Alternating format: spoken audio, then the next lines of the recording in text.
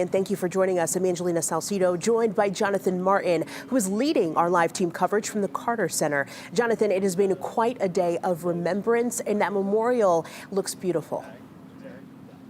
It really does. And Angelina, even though the Carter Center is still closed tonight, we have seen every few minutes someone stop by just to either reflect or drop off something there at the makeshift memorial. Really a special day. Today, we also, for the first time, heard from the president's grandson, Jason Carter, talking about all of the outpouring of love his family is receiving from all across the world. My grandfather is remarkable in a lot of ways, and one of them is that he has spent almost 2 years in hospice, and that time for him and for all of us has been a time of reflection. And so we've been looking at this, and we weren't sure when the day would come, but the fact that it's here and that we're talking about it on New Year's Eve is a great way to reflect back on this remarkable legacy and to look to the future as well. Now, a lot of people are reflecting still on the president's legacy tonight as final preparations are being made for a multi-day state funeral, which will start and end here in Georgia. Here's a closer look at how it will all play out.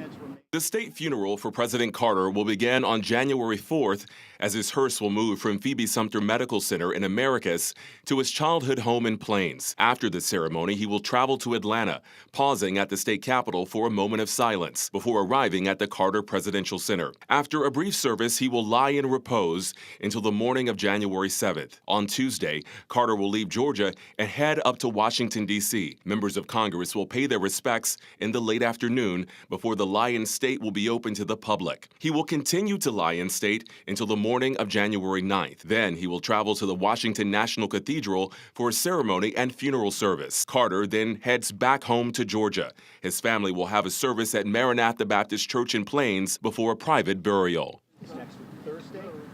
So as you can see from that timeline, Saturday especially is going to be a really busy day here at Metro Atlanta with a lot of movement. Tonight we have live team coverage. We have reporters lined up at each of the key points that the president and the motorcade will be stopping at starting this weekend. Let's start with 11 Alive Savannah 11. She is down in Americus, Georgia, right there at the Phoebe Sumter Medical Center. Savannah, I know you spoke with the CEO of the hospital today, the only reporter to speak with him today. What did he share with you?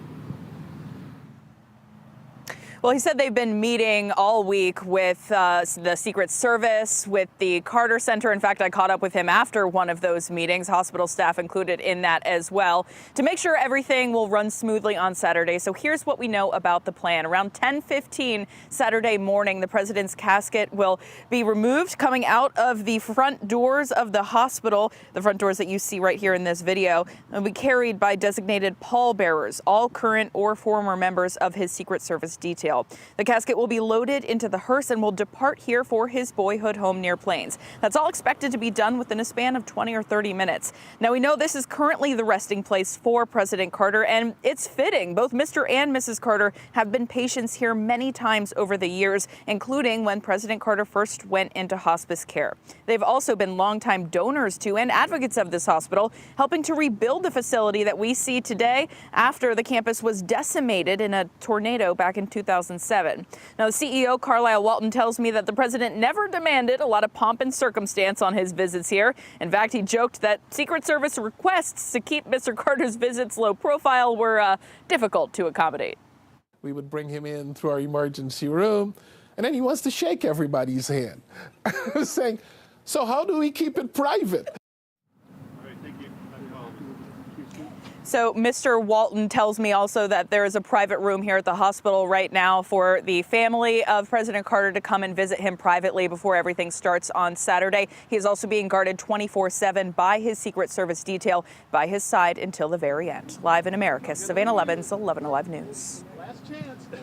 Savannah, thank you so much. And once President Carter does leave Americus, the hearse and the motorcade will take about a 15-minute ride down to Plains, Georgia, the president's hometown. Let's check in with 11 Alive's Joe Ripley, who is there for us tonight. Joe.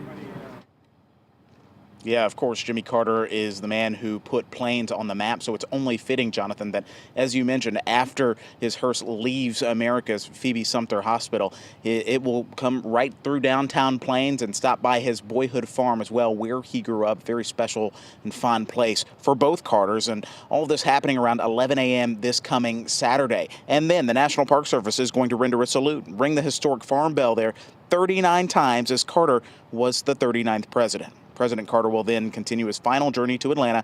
Then it's on to our nation's capital in Washington, D.C.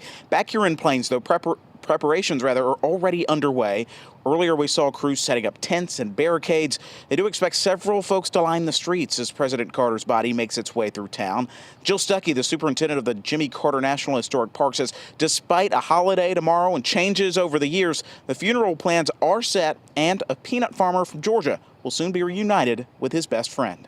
It's bittersweet in that President Carter believes that he would reunite with his wife. So hopefully that's the case. So he has gotten his wish.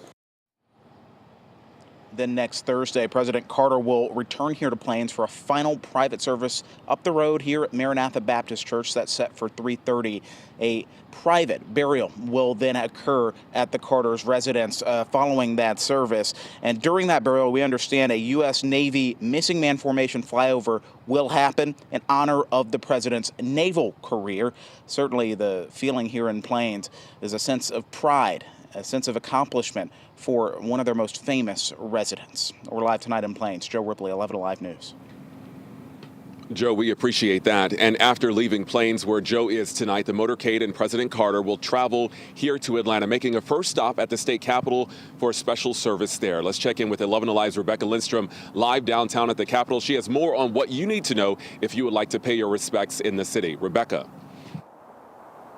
If you do want to participate, one of the two key opportunities here in Atlanta, here's what you need to know.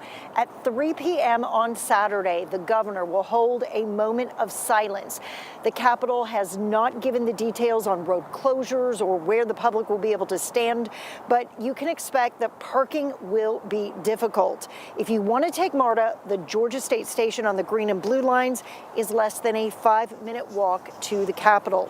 The late president, as you mentioned, will then travel to the Carter Center. The public, though, will not be allowed in until 7 p.m. that night, but that is where he will lie in repose until 6 a.m. on Tuesday. Now, during those 59 hours, MARTA says it will run its trains the entire time with a bus shuttle directly to the Carter Center from the King Memorial Station.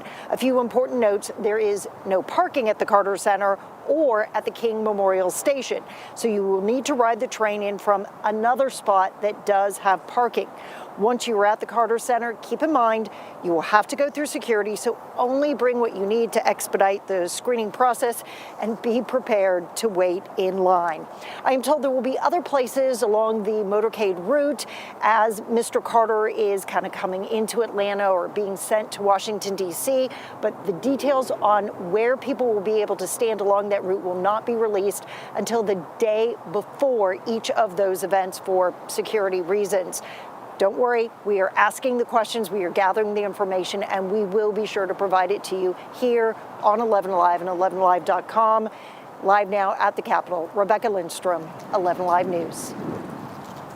Rebecca, thanks so much for the latest. And also keep in mind that once the president and the motorcade, the president's body reaches Washington, D.C., more details will be announced about the plans there in Washington. As soon as we learn that and more, we'll, of course, pass that along to you. But Angelina, as I said earlier tonight, just how fitting that everything will start here in Georgia and end here in Georgia as well, specifically in his hometown of Plains. A perfect way to honor his 100 years of life. Jonathan, thank you. Now, we do have extended coverage of President Carter's life and legacy streaming on 11 Alive Plus. The app is free to download on your Roku, Amazon Fire, or Apple TV.